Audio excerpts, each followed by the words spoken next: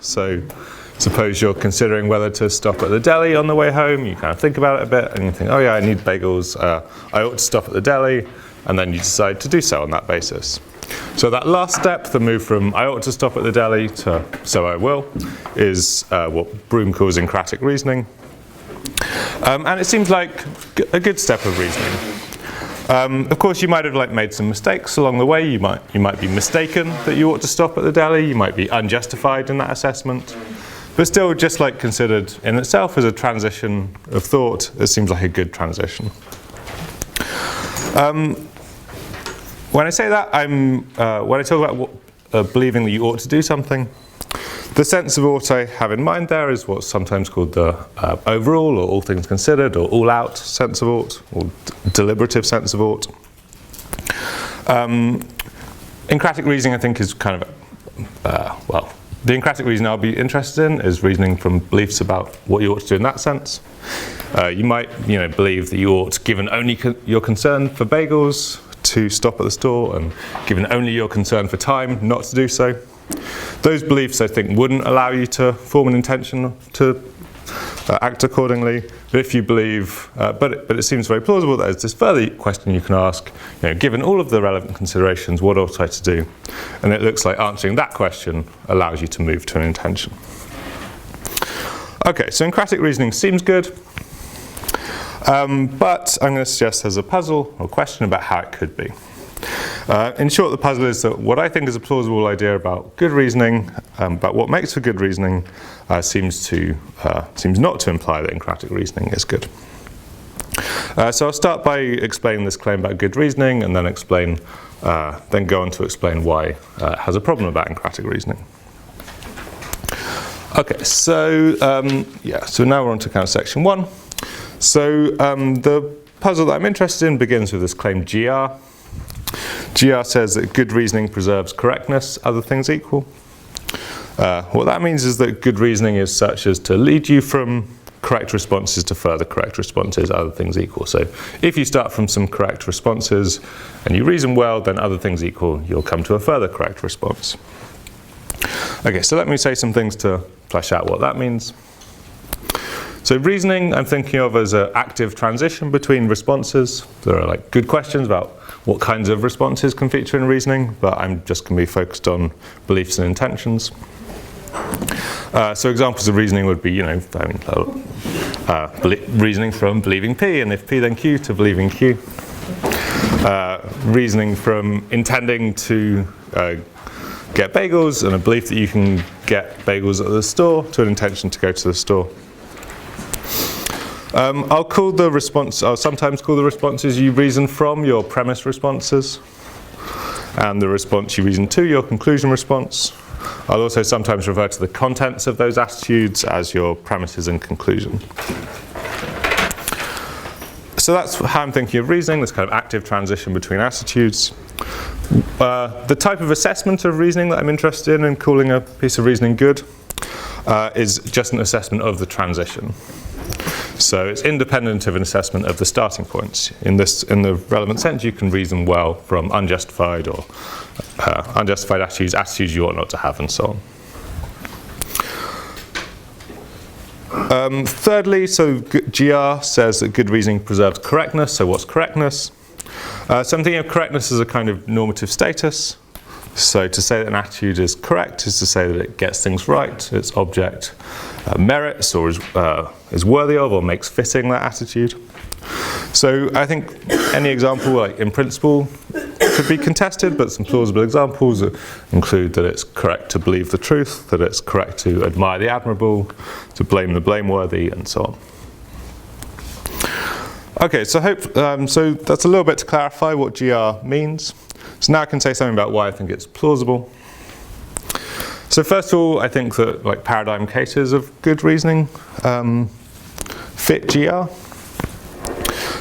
So the clearest example is probably deductive theoretical reasoning. So deductive theoretical reasoning is guaranteed to preserve truth. Truth is widely taken to be what makes belief correct. So deductive theoretical reasoning preserves correctness. I think it's also plausible that other things equal, non-deductive theoretical reasoning preserves truth. So a plausible defeasible rule of good reasoning might be to believe P if someone says that P, but it's plausible that other things equal. If it's correct to think that someone said that P, then it's correct to think that P. Similarly, I think paradigmatic forms of practical reasoning also preserve correctness. So probably the least controversial example of a good piece of practical reasoning is means-end reasoning. So reasoning from intending an end, believing that a means is necessary for that end, to intending that means. That preserves correctness. If it's correct to intend an end, if an end is choice-worthy, and it's correct to think that a means is necessary for that end, then it's correct to intend that means. And again, I think defeasible rules of practical reasoning also seem to preserve correctness, at least other things equal. So an example might be that it's a good defeasible rule of practical reasoning to move from I promise to phi to so I'll phi. And it's plausible that that preserves correctness. Let's say it's plausible that if it's correct to think that you promise to phi, then it'll be correct to intend to phi, at least other things equal. Okay, so I think GR fits well with the examples. There's also a more theoretical rationale we can give for it. So I think that the standard for good reasoning should fit with the point or aim of reasoning. What is the point or aim of reasoning? Well, reasoning is a way of forming new attitudes. But the point isn't just like form any old attitude. Rather, the point of reasoning, I take it, is to form attitudes with a certain normative status.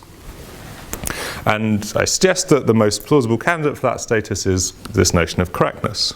So I think in reasoning we're trying to get things right in our beliefs and intentions. And if that's what we're trying to do, then I think we should expect good reasoning to be well suited to that aim. Of course, reasoning can't just can't be expected to generate correct responses from nothing. Where you start from matters.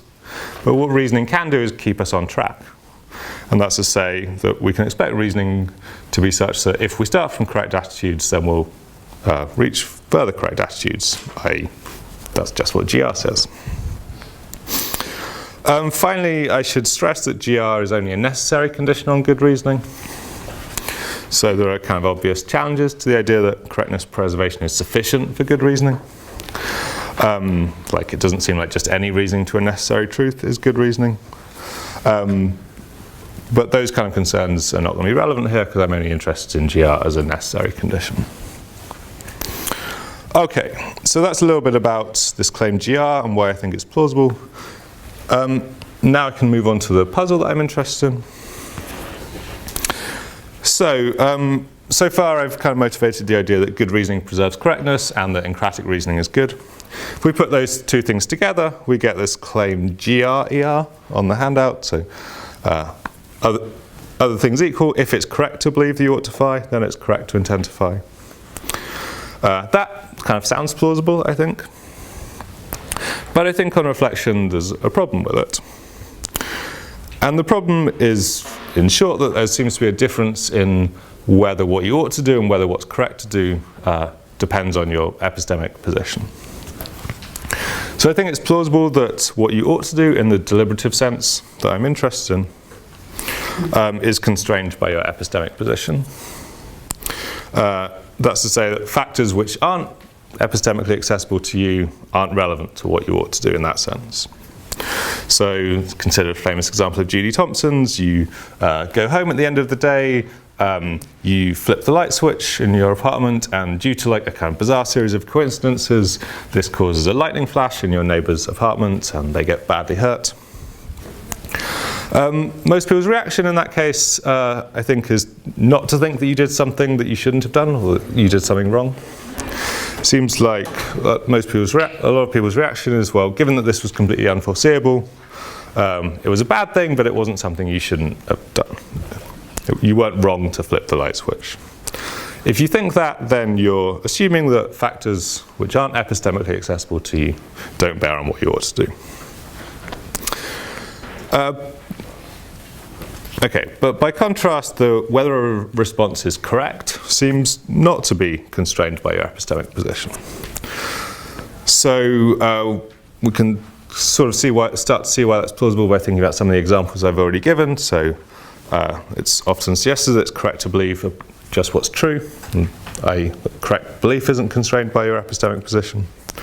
We can also bring out the point by thinking about emotions. So I think that it's plausible that you get things right in your emotions when they're directed towards objects with certain evaluative properties. So it's correct to admire the admirable, correct to blame the blameworthy. Though the admirable and the blameworthy are what merit admiration and blame. But whether a person is admirable or blameworthy, that doesn't depend on your epistemic position. It's, as it were, a fully objective matter. Okay, so if we accept that there's this difference between correctness and ought, then we're going to get counterexamples to GR, ER. So think about Thompson's example again. If the fact that flipping the switch will harm your neighbour is irrelevant to what you ought to do, then it might well be that you ought to turn on the light switch. After all, it'll illuminate the room and so on. But if what's correct to intend isn't epistemically constrained, then it won't be correct to intend to flip the switch. So, like, given all the facts, flipping the switch won't be the right choice. So it looks like if there's this difference between ought and correctness, then GR, ER is going to be false. Just a couple of kind of comments about this. So first of all, in setting up this problem, I relied on this assumption that it's correct to believe just what's true. I think that assumption isn't necessary if you thought instead that the standard of correctness for belief has to do with knowledge or what you're in a position to know. Then we'd get the same problem, because in the Thompson case it could be that you know that you ought to flip the switch. But if what's correct to intend is independent of your epistemic position, then it still won't be correct to intend to flip the switch. I also think that we can't easily solve the puzzle by just distinguishing sense of ought and correct. So I think I'm very happy with the idea that these words are highly context sensitive, and that both of them can express both fact relative and evidence relative notions, if you like. But the puzzle doesn't kind of rest on flip it. I don't think the puzzle doesn't rest between sort of going back and forth between these senses. Rather, the puzzle rests on thinking that there are specific senses which are relevant, which are relevant here. So I think that in Cratic reasoning, the notion of ought that features in Cratic reasoning is the evidence relative one, and that the notion of correctness that's introduced by saying, well, you get things right in your attitudes, and that we aim at correctness, that seems like an objective notion. So sure, these notions can express different notions, these words can express different notions, but it seems like in the relevant senses, what you ought to do is epistemically constrained, while what it's correct to intend isn't. Okay, so that's the puzzle I'm interested in. We can kind of break it down. This is moving into section 3 of the handout, into these 4 claims. So the first is just GR again, good reasoning preserves correctness, other things equal. The second is that Cratic reasoning is good. The third is that what you ought to do is constrained by your epistemic position. And the fourth is that what's correct to intend isn't so constrained. So to solve the puzzle, we either have to show how these claims are compatible or reject one of them. And the rest of the paper I'll consider some of these options. I won't further consider rejecting the claim that good reasoning preserves correctness, or that Cratic reasoning is good. It might be that kind of ultimately that's the way we should go, but I'm interested in ways to respond to the puzzle which don't require that. But I will consider versions of the other 3 options. Okay, so the first option says that, well, these claims are all consistent. And that's true, 1 to 4 are consistent, because the claim that good reasoning preserves correctness doesn't imply that there are no cases in which Cratic reasoning fails to preserve correctness. It's qualified by this other things equal clause. So all it implies is that if there are cases in which Cratic reasoning doesn't preserve correctness, those are the cases in which other things are not equal.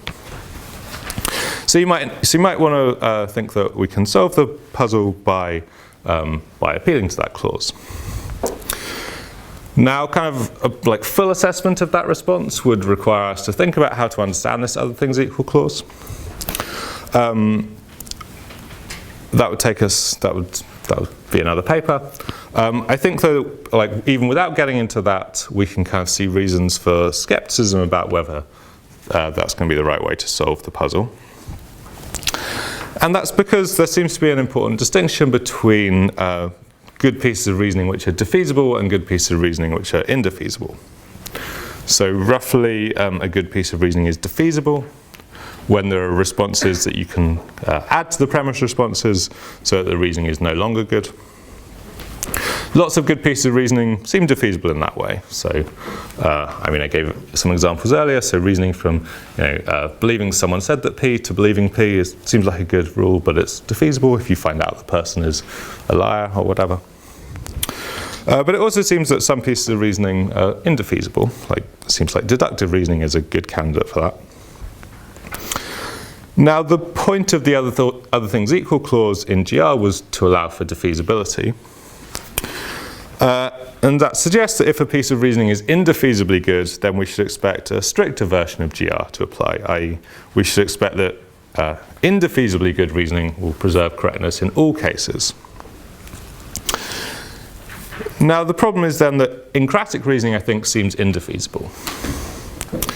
That's to say, I think it's hard to think of like further premises or premise responses you could add to it which would stop it being good. Like, given the belief that you ought to phi, it's hard to think of further attitudes you could have which would stop it being good reasoning to go to an intention to phi.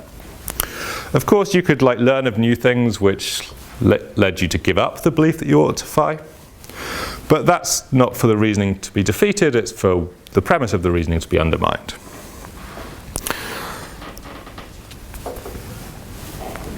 Okay, so if all that's right, then we can just kind of restate the puzzle. So we can replace 1 and 2 with 1 prime and 2 prime. So indefeasibly good reasoning preserves correctness always, and encratic reasoning is indefeasibly good. If we accept those two things, then we have to think that encratic reasoning always preserves correctness, but if what you ought to do depends on your evidence and what's correct to intend doesn't, then that's not always going to be the case. Okay, so much for that solution. Here's another response you might have. You might think this claim 3, that what you ought to do depends on your evidence, that assumes a contentious view about the overall ought. So what it assumes is what's often called the perspectivist or perspectivalist view about what you ought to do. Objectivists deny this. Objectivists think that what you ought to do in this all-out sense can depend on depends on all of the facts. So objectivists will think that in the Thompson example, the fact that flipping the switch will harm your neighbour, that is a reason that can make it the case that you ought not to flip the switch. And so objectivists will deny 3. So in that way, the puzzle might seem to rest on a contentious view about what you ought to do. I think that's not quite right, though.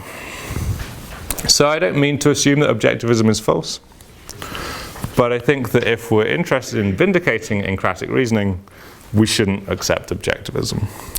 And that's because, as other well-known cases show, if objectivism is true, then encratic reasoning isn't generally good. So think about Frank Jackson's doctor case. So you're a doctor treating a patient with a minor illness. There are 3 drugs you could prescribe, A, B, or C. You know that one of A and B will completely cure the patient, and one of them will kill the patient, but you don't know which is which. But luckily you also have this third drug, drug C, which will partially cure the patient. Now, if objectivism was true, then it would be the case that you ought not give drug C. So it's given all the facts, you ought not to give drug C. But it seems like it wouldn't be good reasoning for the doctor to think, given all the facts, I ought not to give drug C, so I won't give drug C. It seems like the doctor shouldn't end up with an intention not to give drug C. It seems like good reasoning should be able to lead the doctor to intend to give drug C. So it looks like objectivists, for entirely independent reasons, are going to have to deny that Encratic reasoning is generally good. And so we can't solve the puzzle just by becoming objectivists, because if we become objectivists, we'll have to give up on the general goodness of Encratic reasoning anyway. Okay, one response you might have to that is to think, well, that doctor case is slightly different from the kind of cases you motivated the idea that Encratic reasoning is good with, because it involves an omission. You believe that you ought not to give you believe that you objectively ought not to give drug C. And the other cases involve actions. I can talk about that. I'm happy to talk about that in discussion, but I'll kind of skip over it for now. Basically, I think that there are no independent grounds for thinking that Encratic reasoning isn't good when it comes to beliefs about what you ought to admit. Okay.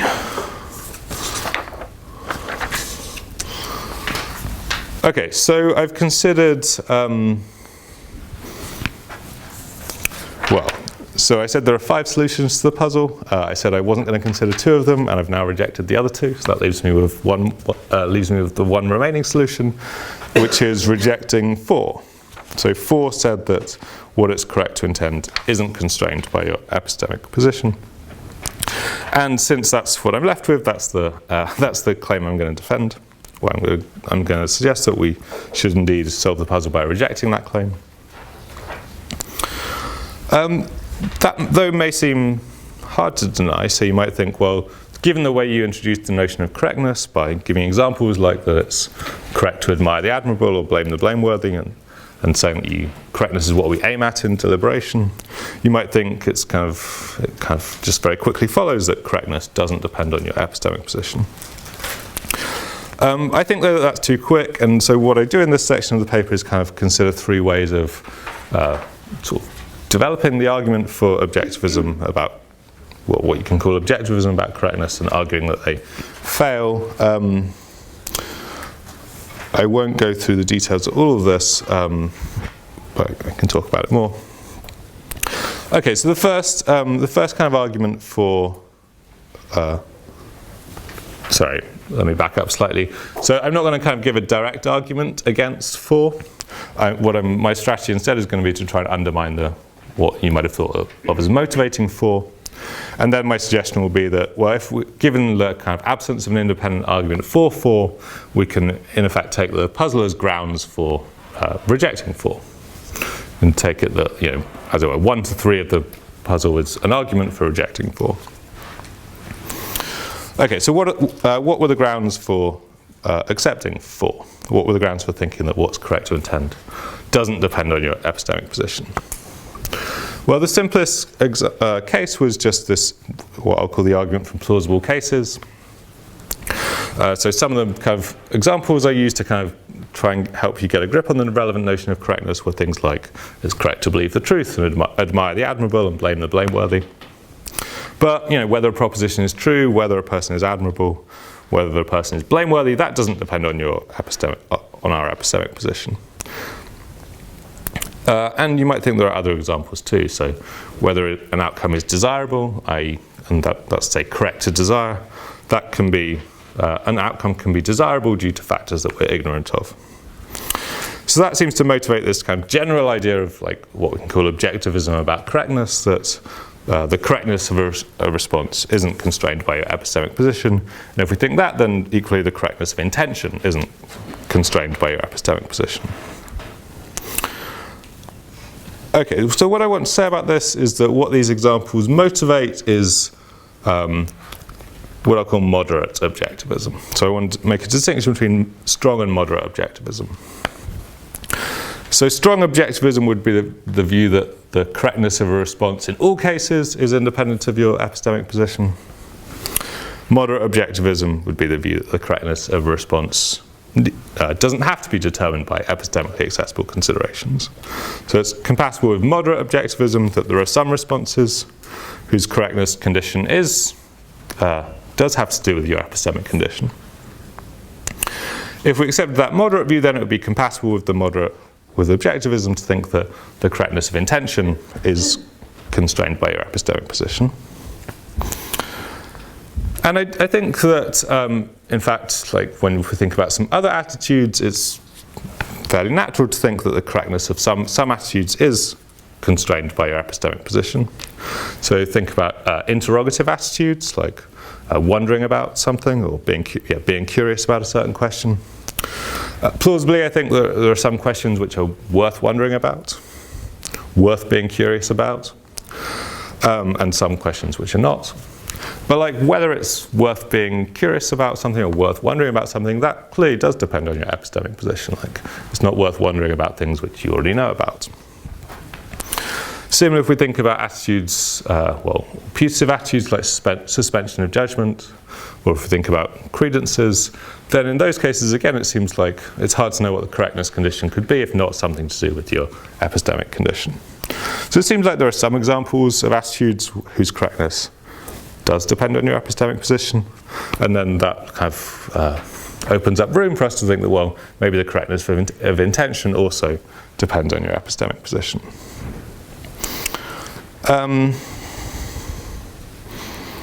Okay, so that's the first, and in a way the main kind of motivation for 4 kind of came from these initial cases, but I think they don't force us to accept 4. There's a second kind of argument for 4 which I'm going to skip over. Let me mention though this third one because I've also kind of talked about this a little bit. I said that I think that it's plausible that in reasoning we aim at getting things right in our beliefs and intentions. And you might think that in deliberation the kind of way in which we aim to get things right is sort of independent of our evidence. So you might think, in theoretical reasoning aims at true beliefs, and similarly, and maybe sort of by analogy, you might think similarly, like practical reasoning aims at like what's best given all of the facts.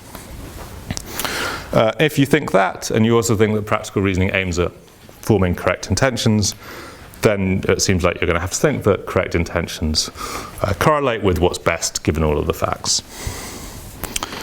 And that would require us to accept that, that 4 is true. So basically, my response to this is again kind of like of the form, well, I don't really see what the argument for this is. Or I don't think the argument for this is compelling. So basically, I mean, the only kind of argument I know, well, one kind of argument I know for this is just like this kind of analogy of theoretical reasoning. If you think that theoretical reasoning aims at truth, I guess my kind of quick response to that is to say that like, it's not clear to me that the kind of motivations for thinking that theoretical reasoning aims at truth distinguish between that view and the view that theoretical reasoning aims at knowledge. So I think that in theoretical reasoning we aim to like figure out the truth. That seems to mean to come to know rather than just to form a true belief. Another kind of argument for thinking that reasoning aims at something like fully objective is given by Errol Lord. So Errol says that Errol says that in deliberation we like seek out new information, and advisors will try and will advise on the basis of what they think is true rather than what the subject thinks is true. How does that make sense if what you ought to do, as Lord also thinks, depends on your epistemic position? Well, he thinks that the answer to this is, well, although what you ought to do depends on your epistemic position, what we're aiming to do in deliberation is kind of figure out to decide on doing what's best given all of the facts. And so that's why it makes sense for a deliberating agent to seek out further information, and why it makes sense for advisors to rely on their own information. I think though that we don't need to accept that. So like other people who've defended the view that what you ought to do depends on your epistemic position have alternative ways of explaining why advisors rely on their own information, deliberators seek out further information. Basically, the perspectivist can think that what you ought to do depends on your epistemic position in roughly the sense of the information that's available to you by the time of action. That view would also explain why it makes sense for deliberators to seek out further information. So I think the observations that it makes sense for deliberators to seek out further information don't strongly support this view that deliberation aims at doing what's best given all of the facts. Okay, so I think none of these considerations in favour of the view that what's correct to intend depends on all of the facts that force us to accept this view. And so I think that we should take the puzzle as an argument for rejecting that idea and think that what's correct to intend can depend on your evidence, your epistemic position. So I think that's the way to solve the puzzle. In the last section of the paper, what I talk about are some related puzzles. So you might think, okay, that's all fine, but it doesn't really solve the puzzle because basically the same puzzle or a very similar puzzle comes up with some other cases, and your solution to that won't work. If you apply that solution in these other cases, then it won't work. So in the final section, I talk about kind of three versions of this concern. I think, well, I'll definitely talk about two of them now. So, okay, so the first version of this concern concerns what I call quasi-encratic reasoning. So in quasi-encratic reasoning, you move from believing that you ought to respond in a certain way to responding that way. So examples would be reasoning from believing that you ought to believe P to believing P, reasoning from believing you ought to desire X to desiring X, reasoning from believing you ought to admire S to admiring S. Now, quasi-encratic reasoning might also seem good, but the puzzle would arise for it too. So if what you ought to believe and desire and admire is epistemically constrained, but what's correct to believe and desire and admire isn't, then that reasoning won't always preserve correctness. If we were to respond to the puzzle in the way that I've suggested we should respond to the original puzzle, then we'd be led to say that the correctness of all of these responses is epistemically constrained, and that would be to kind of give up on this idea of objectivism about correctness, which I have suggested is plausible. I think, though, that this case shouldn't worry us too much. I think there's a simpler solution to this version of the puzzle, and that, I think, is that we should just deny that quasi-encratic reasoning is good. And so it's not a problem that GR implies that quasi-encratic reasoning isn't good. So I want to say two things about this. First of all, just to stress that quasi-encratic reasoning isn't encratic reasoning. So in encratic reasoning, you move from a belief that you ought to do something to an intention to do that thing. Quasi-encratic reasoning, by contrast, you move from a belief that you ought to have a certain response directly to that response. So it's not mediated via intention. And since that's just a different transition from encratic reasoning, I think we can perfectly consistently accept that encratic reasoning is good while rejecting quasi-encratic reasoning. Secondly, I think that once we're sort of clear about that, it's just not at all clear why we should think that quasi-encratic reasoning is good. So consider an example. Consider reasoning from believing that you ought to believe P to believing P. So I think that one useful heuristic for testing a bit of reasoning is thinking about how that reasoning can be expressed in thought. So you could express that reasoning by saying, I ought to believe P, so P. That passage of thought strikes me as not entirely cogent, so there's a kind of disconnect, I think, between the premise and conclusion. They're just about different things. One's about what I ought to believe, one's about P. And that disconnect, I think, is we can make vivid by thinking about cases in which you believe that you ought to have an attitude for pragmatic reasons. So suppose you reason, believing that God exists will make me happy. If believing that God exists will make me happy, then I ought to believe in God. So therefore I ought to believe in God. That's just modus ponens. And then I conclude, so therefore God exists. It seems to me that something's kind of gone wrong in my reasoning there. But the first step, as I said, was just an application of modus ponens. So it seemed if there's something that has gone wrong in my reasoning there, the fault must lie with that second, the quasi-encratic step. So therefore, I think that we should just deny that quasi-encratic reasoning is good. And so I don't think the puzzle kind of overgenerates in a problematic way in this instance. How am I doing for time?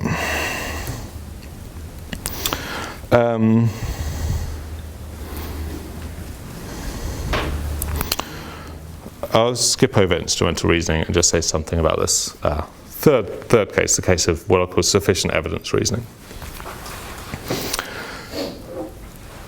So you might think, okay, I kind of agree with what you just said about quasi-encratic reasoning, but I think we can kind of refine the case to get around the kind of worry you raised about it. So you might think, okay, the problem there was that you kind of believed that you that reasoning was bad because like it's compatible if you think that you ought to have an attitude for pragmatic reasons. Let's just kind of like get rid of the pragmatic reasons. And we can do that in particular cases by thinking about the kinds of things that give us non-pragmatic reasons. So in the belief case, that's evidence. So think about reasoning from believing there's sufficient evidence for P to believing P. So believing that there's sufficient evidence that the deli will be open to believing that the deli is open. That's what I'll call sufficient evidence reasoning, and it also, that I think does seem good. Moreover, it seems indefeasibly good. Like, I think it's hard to think of considerations or premises that you could add to it which would stop it being good reasoning to go from there's sufficient evidence for P to so therefore P. Again, you could think of things which would lead you to give up the premise, but that's not for the reasoning to be defeated.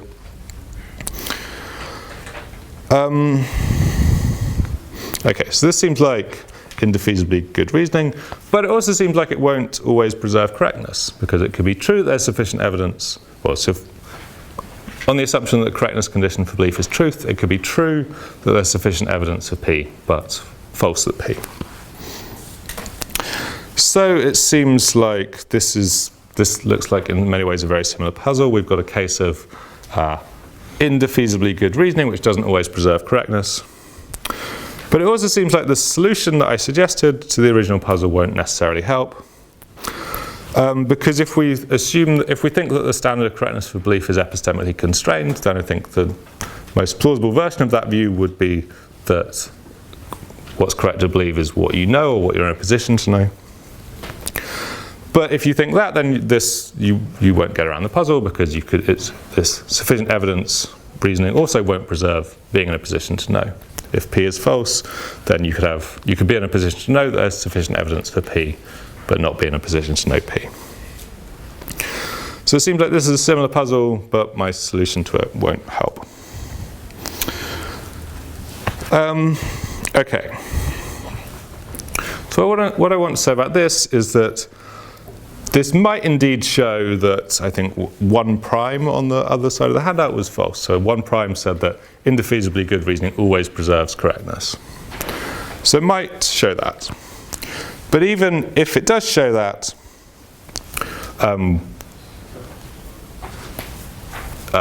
giving that up isn't enough to solve the original puzzle. So it doesn't undermine the motivation I've given for solving the original puzzle in the way I suggested. So why is this? Well, cases in which sufficient evidence reasoning fails to preserve correctness are what I'll call that they're opaque to the subject. So you can't know that you're in them. You can't know that you're in a position in which moving from I have sufficient evidence for P to P will fail to preserve correctness. Because if you did know that, then that would undermine your grounds for thinking that you had sufficient evidence for P.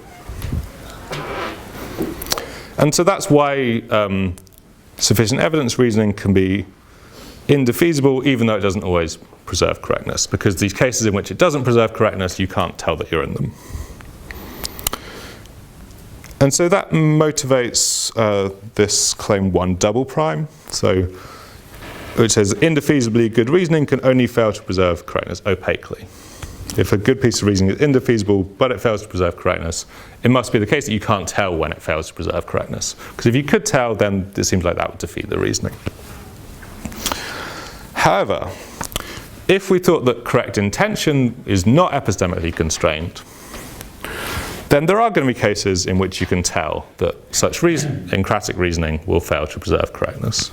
And those are just the Jackson cases. So in the Jackson case, you can tell that moving from I